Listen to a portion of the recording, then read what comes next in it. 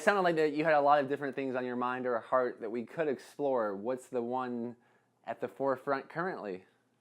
Your topics on pain and suffering and turning those into, positive experiences. Okay, so what's the pain that you're experiencing?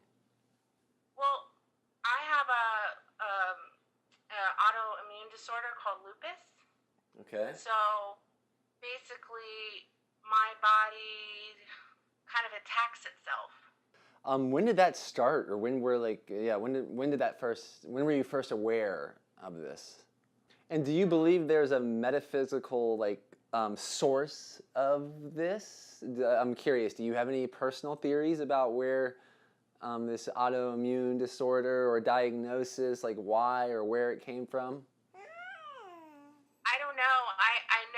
I know that there's millions, quote unquote, suffering from it, and I know it's a disease, but how it affects me personally versus someone else, I think it's affected my thinking, it's affected my motivation, confidence. Okay, so the diagnosis, and I'm not going to pretend to know exactly what lupus is, or Lou Gehrig's is, or Lyme disease is, or ADHD. I know, I'm not to even put them in the same category, but what I will say is that I am very careful about what type of diagnosis I believe for myself. And I'm not saying what your diagnosis is not true. I'm not undermining that at all.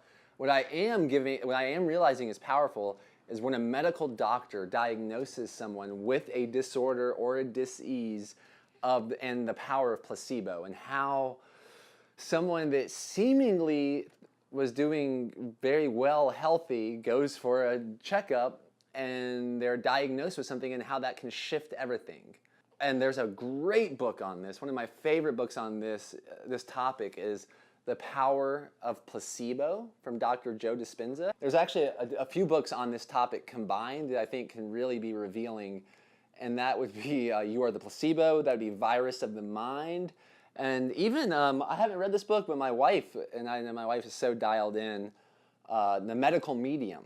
So before I explore these personally, I just thought I would give you those three guides, those references. I think those are great for someone in your shoes currently.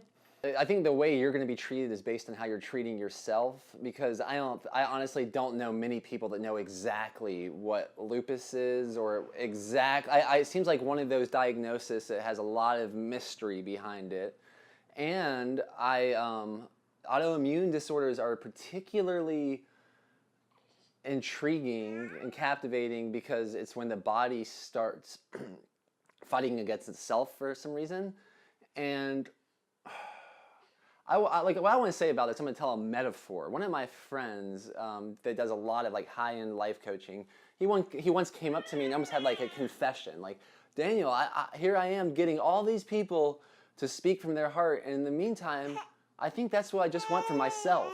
And he was almost feeling guilty about it or shameful about it, and I was like, brother, this is such a classic example of we teach what we want to master.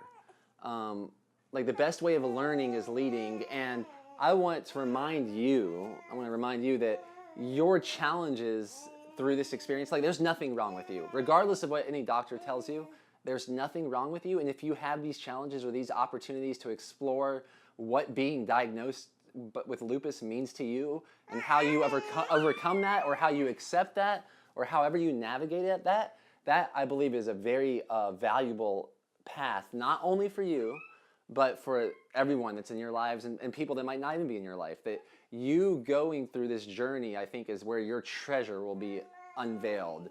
And that might come with some pain, and I'm very proud of you, not being so interested in running away from the pain, but really exploring what's underneath it. And I trust, me and you speaking right now, I trust that I'm going to remember the future of you becoming a pioneer of helping others that have been diagnosed with lupus. This is where I think you have a real opportunity to shine, because I don't think everyone navigates that diagnosis like you're currently navigating, with such an open heart and flexible mind. and even having this conversation, and maybe one of those books I give to you will open up a whole nother Pandora's box around this topic.